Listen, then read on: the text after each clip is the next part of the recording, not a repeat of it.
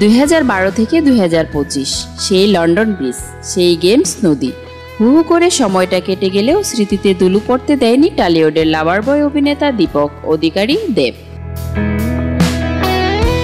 পুরনো জায়গায় ফিরে গিয়ে সবকিছু মনে পড়ে যায় তার।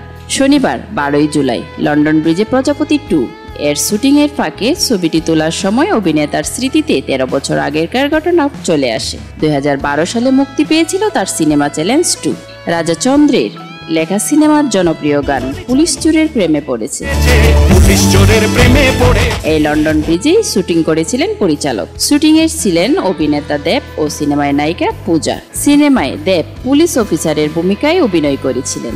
অনুরাগীদের সঙ্গে পুরনো স্মৃতি শেয়ার করে নেওয়ার পাশাপাশি তার আগামী সিনেমা প্রজাপতি 2 এর অভিনীত চরিত্রেও কি আভাস দিয়েছিলেন অভিনেতা।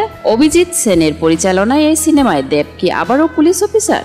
ছবি দেখে ইতিমধ্যেই কানাঘুষা শুরু করেছেন। কারণ এই সিনেমায় দেবের লুক অনেক বদলে গেছে। তিনি ওজন কমিয়েছেন, তাতে আরও ধারালো দেখাচ্ছে তাকে।